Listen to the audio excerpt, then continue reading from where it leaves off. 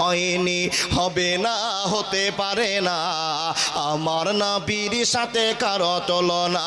হায়রে তুলনা তো দূরের কথা, ছায়াও মিলে না। হয়নি, হবে না, হতে পারে না আমার নবীর সাথে কারো তুলনা। সকল নবী রাসূল ছিলেন আল্লাহর দিওয়ানা, দুই নয়নে দেখবে আল্লাহ দিলের তামান্না। শেষ নবীকে ডেকে নিলেন দেখবে রব্বানা। হয়নি, হবে না, হতে পারে না আমার নবীর সাথে কারো তুলনা। হায়রে তুলনা তো দূরের কথা, ছায়াও মিলে না। হয়নি, হবে না, হতে পারে না আমার নবীর সাথে কারো তুলনা।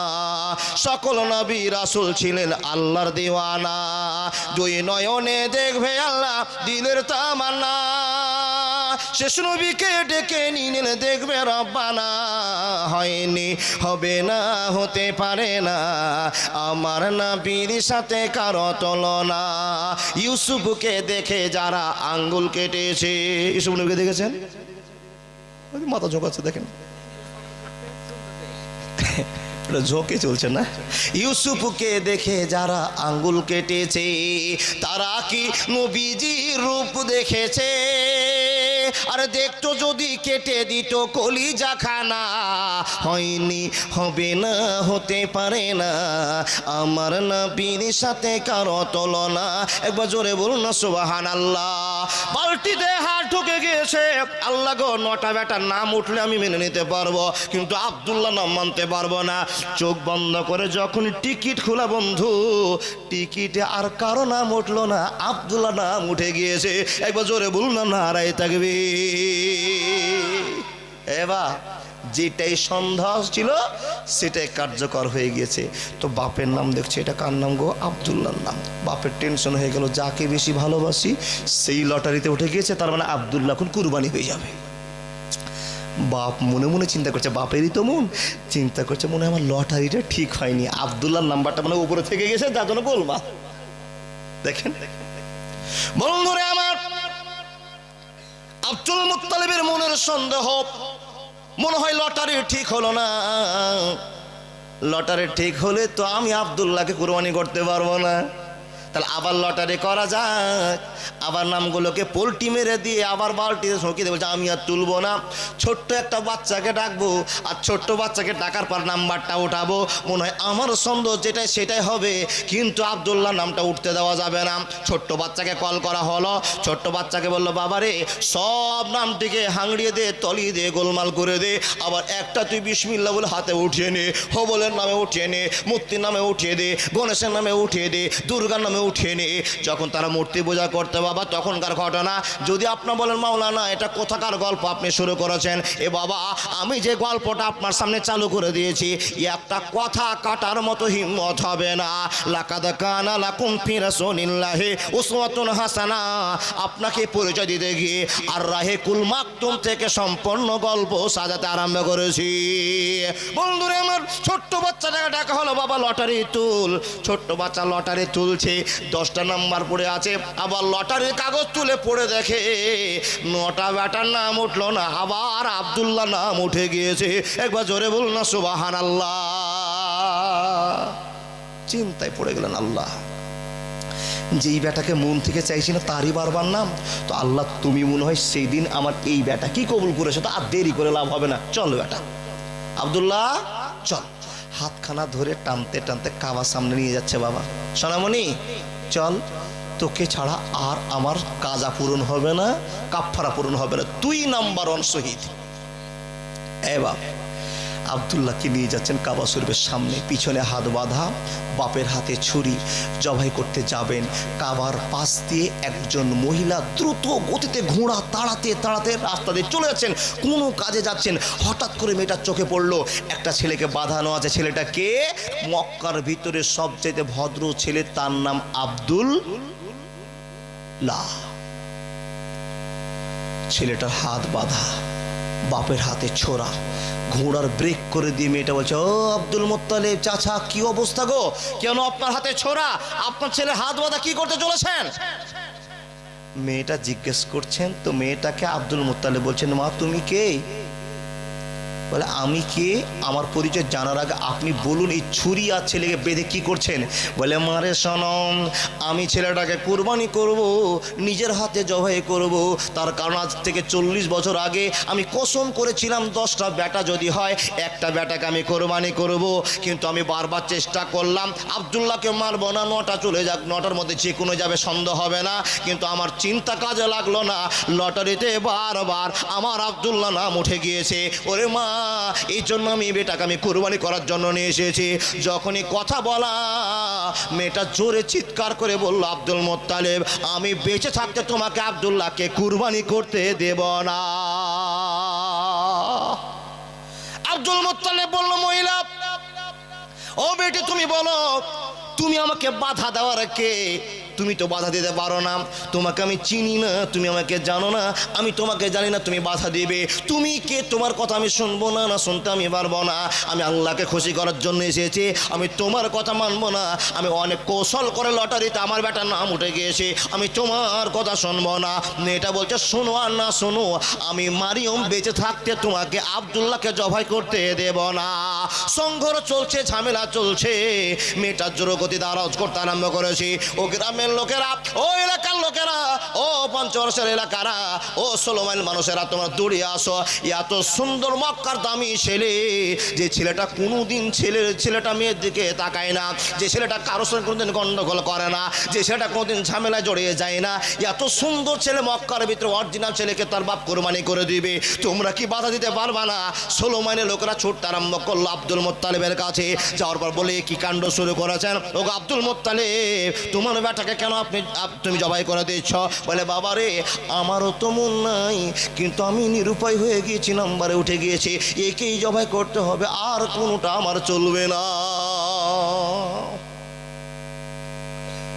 আব্দুল মুত্তালিব বলছেন, এই বেটি ছেলে, তোমার জন্য সব ঝামেলা, তুমি বলো তোমার নাম কি, তোমার পরিচয় কি, তুমি বাধা দিচ্ছ কেন, আর আমার বেটাকে তুমি কি করে চিনতে পারছো? মেয়েটা বলছে, আমার নাম ফাতেমা, আমার বাপের নাম ওয়ারাকা বিন নওফাল। আমার নাম ফাতেমা, আমার বাপের নাম ওয়ারাকা বিন নওফাল, অমুক গ্রামে বাড়ি। আমার বাপ তাওরাতের পণ্ডিত, ইনজিলের পণ্ডিত, বড় জ্ঞানী মানুষ, আমার বাপ মুরব্বী মানুষ। আমার বাপের আমি একমাত্র কন্যা।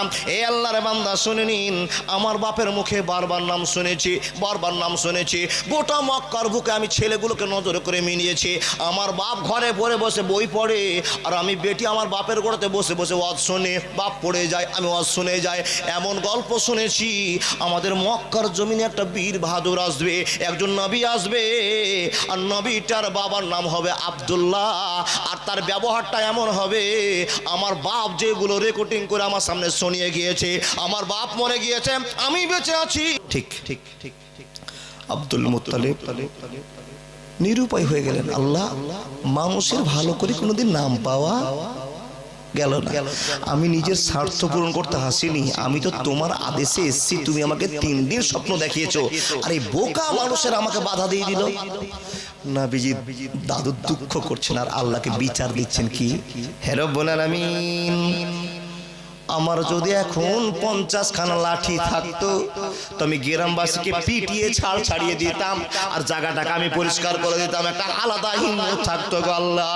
কিন্তু আমার বেটা নাই, যদি আমার 10টা বেটা থাকতো তো আমি মানুষের সঙ্গে প্রতিবাদ করতাম, আমাকে কেন কাজ করতে দেওয়া হবে না? এই চিন্তা করছেন লোকেরা, চলে গেল পাহাড়ে অভদ্র হয়ে বসে আছেন, চিন্তা ভাবনা করছেন, বাবা আমাকে সব অপমান করে দিল, এত সুন্দর লোকটাকে কাজ করতে দিল না, চিন্তা করতে আছেন।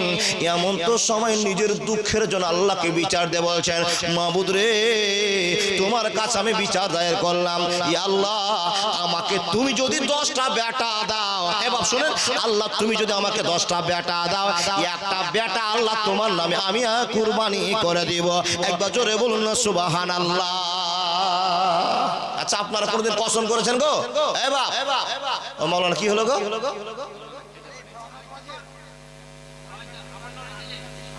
আওয়াজটা আপ ডাউন হলে একটু করে দাও, হ্যাঁ একটু কমিয়ে দাও, ইকোটা একটু কমিয়ে দাও, আওয়াজ থাক, ইকো কমিয়ে দাও।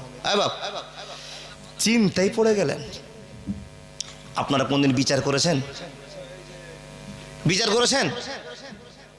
দেখেন দেখেন আমাদেরকে তাকান। কোনো মানুষের যদি বেটা হয়, চিন্তা ভাবনা করছে বেটা পেটে আছে, বেটা হবে না বেটি আছে, কে জানে? কে জানে গো? লিল্লাহি মা ফিস সামাওয়াতি ওয়াল আরজি ইয়াখলুকু মান ইয়াশাউ ওয়া ইয়াহাবু লিমান ইয়াশাউ ইনাসান ওয়া ইয়াহাবু লিমান ইয়াশাউ যুকুর। নবী মুহাম্মদকে জান্নাতের পথ দেখানো হয়ে গিয়েছে।